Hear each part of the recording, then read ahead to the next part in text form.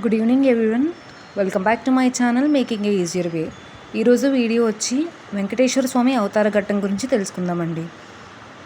సౌనకాది మునులలో సూత మహర్షి చెప్పిన శ్రీ వెంకటేశ్వర అవతార కథ. కలియుగం మొదలైంది. కలిదోషం నివారణ కోసం మహర్షులందరూ నైమిసారణ్యంలో ఒక సత్రయాగం సంకల్పించారు. అయితే ఆ యజ్ఞఫలాన్ని ఎవరికి దారబోస్తే ప్రయోజనం కలుగుతుందని చర్చించారు. వారిలో భృగు మహర్షి యజ్ఞఫలానికి త్రిమూర్తులైన బ్రహ్మ విష్ణు శంకరులలో ఎవరు తగినవారో నేను పరీక్షించి వస్తా అన్నారు. ఆయన మహాతపస్సాలి. మునులందరూ ఆమోదించారు. ఆయన ముందుగా వెళ్ళి సత్యలోకం వెళ్ళాడు. బ్రహ్మ అతడి రాకను గమనించక సరస్వతి వీణానాదంలో మునిగి ఉన్నారు. దానితో భృగు మహర్షికి కోపం వచ్చింది. మహాతపస్సాలిని అయిన నన్ను అతిథిగా మన్నించలేకపోయావు. సృష్టికర్తనని అహంకరిస్తున్న నీకు భూలోకంలో ఎక్కడా కూడా పూజా పునస్కారాలు లేకుండా పోవునుగాక అని శపించారు. తరువాత కైలాసానికి వెళ్ళారు. అక్కడ పరమేశ్వరుడు పార్వతితో ఆనందనాట్యం చేస్తూ భృగువు రాకను గమనించలేదు. దానితో భృగు మహర్షికి కోపంతో, శంకర, నీవు నాట్యవిలాసాలలో మునిగి మహాతపస్సాలిని అతిథిని అయిన నన్ను నిర్లక్ష్యం చేశావు.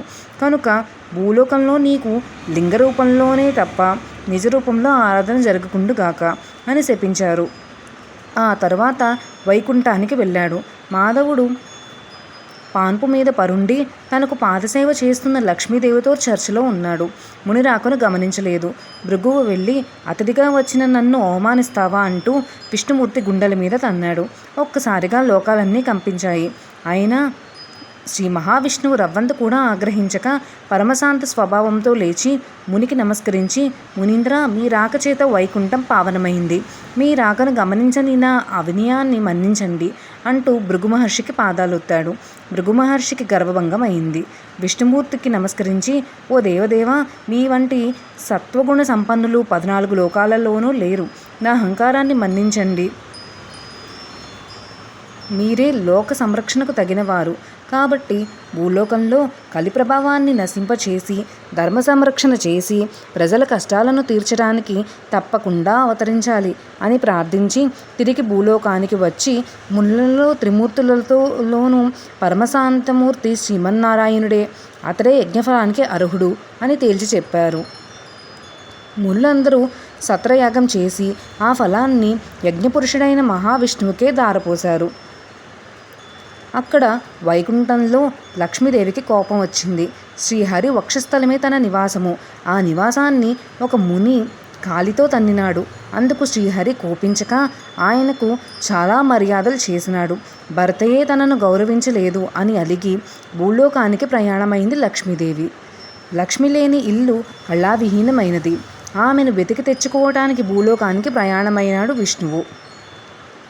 ఇంతలో భూదేవి వచ్చి, దేవా, కలియుగంలో అధర్మం పెరిగిపోయింది. పాపభారం మోయలేకపోవచున్నాను. నువ్వు భూలోకంలో అవతరించి నన్ను కాపాడు అని కోరింది. వెంటనే శ్రీ మహావిష్ణువు శ్రీనివాసుడనే పేరుతో భూలోకానికి దిగివచ్చి లక్ష్మి కోసం వెతకడం ప్రారంభించారు. శేషాద్రి కొండల్లో ఒక పుట్టను నివాసంగా చేసుకున్నాడు. శేషాద్రి పర్వత ప్రాంతాలను పరిపాలిస్తున్న మహారాజు ఆకాశరాజు అతడు సంతానం లేక పుత్రకామేష్టి యాగం చేయబోతూ భూమిని దున్నుతుండగా నాగలికి ఒక బంగారు పెట్టె తగిలింది. తెరిచి చూడగా మహాలక్ష్మి కళ్ళతో ఒక బాలిక కనిపించింది. ఆకాశరాజు సంతోషపడి ఆ పిల్లకు పద్మావతి అనే పేరు పెట్టుకొని అల్లారు ముద్దుగా పెంచాడు. యుక్త వయసు వచ్చిన పద్మావతికి ఒకసారి శ్రీనివాసుని చూసి మోహించింది. తల్లిదండ్రులకు చెప్పింది. ఆకాశరాజు వచ్చి చూసి శ్రీనివాసుని తేజో విశేషాలకు ఆశ్చర్యపడి అతడే శ్రీ మహావిష్ణువుని భావించి పద్మావతినికిచ్చి వివాహం చేశాడు. ఆకాశరాజు తర్వాత అతడి తమ్ముడు తొండమానుడు రాజయ్యాడు. శ్రీనివాసుడు వెంకటేశ్వరుడనే నామంతో తిరుమల శిఖరాల మీద కలియుగాంతం వరకు నివసించాలని నిశ్చయించుకొని సాలగ్రామశిల రూపుడై పద్మావతి భూదేవులతో నివసించసాగాడు. తొండమానుడు శ్రీ వెంకటేశ్వర స్వామికి ఆలయం నిర్మించాడు. తనను సేవించే భక్తులకు కల్పవృక్షం లాంటి వాడైన శ్రీనివాసుడిని ఇప్పటికీ భక్తులు సంరక్షిస్తూ అతడిని అక్కడ నిలిచి ఉన్నాడు. సౌనకాది మునులందరూ సూతుడు చెప్పినది విని వెంకటేశలంపై వెలిశాక శ్రీనివాసుని అనుగ్రహం పొందిన వారెవరైనా ఉంటే వారు కథను వినిపించమని సూతుడు అడిగాడు. అక్కడి నుంచి కుమ్మరి భీముని కథ మొదలవుతుంది. తిరుమల మహాక్షేత్రమునకు సమీపమున ఒక పల్లెలో భీముడు అనే కుమ్మరివాడొకడు కలడు.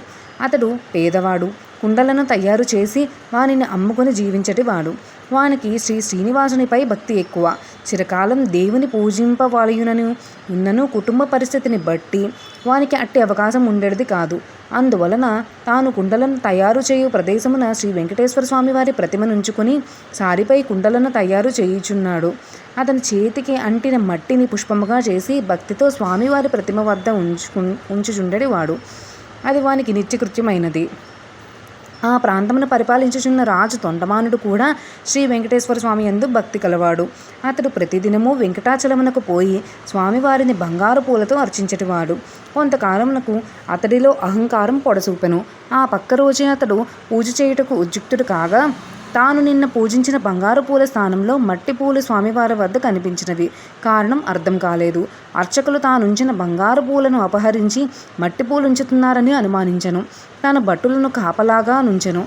రాజు ఎన్ని విధములుగా యత్నించినను బంగారు పూల స్థానంలో మట్టి పూలే స్వామివారి యొద్ద ఉండేవి. మహారాజునకు మానసిక వ్యధ పెరిగెను. చింతాపీడితుడైన వానికి శ్రీ వెంకటేశ్వర స్వామి కలలో కనిపించి, రాజా, సమీప గ్రామంలో భీముడనే కుమ్మరివాడు ఒకడు కలడు. అతడు కుండలను చేయుచున్న నా నామస్మరణము ధ్యానము విడువని మహాభక్తుడు. వాని భక్తి ప్రభావమున అతడుంచిన మట్టి పూలు ఎచ్చట నా సన్నిధానమును చేరుచున్నవి. నీ ఉంచినట్టి బంగారు పూలు అతడుంచిన పూల ముందు నిలువలేక అదృశ్యమగుచున్నవి. భక్తితో అతడు నీకంటే ఉత్తముడు, విచారింపకము అని ఓరడించెను. తనను మించిన భక్తుడు ఒకడు ఉన్నాడని స్వామివారు చెప్పిన మాటలు పరిశీలించుటకై వెంకటాచలమునకు సమీపమునున్న పల్లెలో భటులతో కలిసి తిరగసాగెను.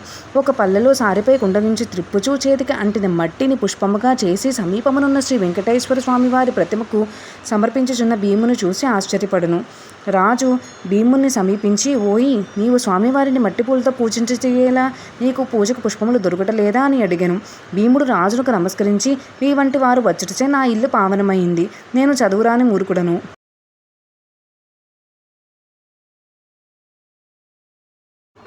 స్వామివారిని పూజించటి ఎట్లో తెలియనివాడను, దరిద్రుడను. కుండలను చేయనిదే నా కుటుంబమునకు గడవదు.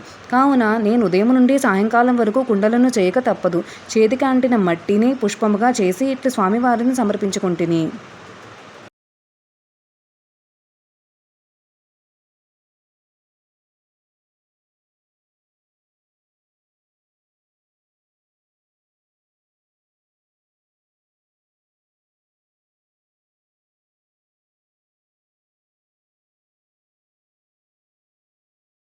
అని చెప్పెను. కుమ్మరివాని మాటలను విన్న రాజు మిక్కిలి ఆశ్చర్యపడెను. కుమ్మరివాని భక్తికి మెచ్చి వానికి నమస్కరించి తన రాజ్యమునకు పోయెను. ఆ తరువాత కొంతకాలమునకు భీముడు సశరీరముగా వైకుంఠమునకు చేరెను. శ్రీ వెంకటేశ్వర స్వామి భీముని భక్తికి మెచ్చి, ఇక నుండి నా ఉదయం ప్రసాదము మట్టి పాత్రలోనే నివేదించవలెనని తొండమాను మహారాజునకు కలలో కల్పించి చెప్పాను. ఈనాటికి స్వామివారి సన్నిధిలో ఆచారమును పాటించుచు ఓడు అనే ప్రసాదాన్ని మట్టి కుండలోనే నివేదన చేయుచు ఆరాధించుచున్నారు. తొండమానుడు శ్రద్ధాభక్తులతో శ్రీ వెంకటేశ్వర స్వామిని అర్చించుచు నిత్యోత్సాహములు, రథోత్సాహములు, సమారాధనలు మున్నగు వానిని జరిపించుచు మరు జన్మలో విష్ణులోకమునకు చేరెను. ఇదండి వెంకటేశ్వర స్వామి అవతార ఘట్టము కుమ్మరి భీముని.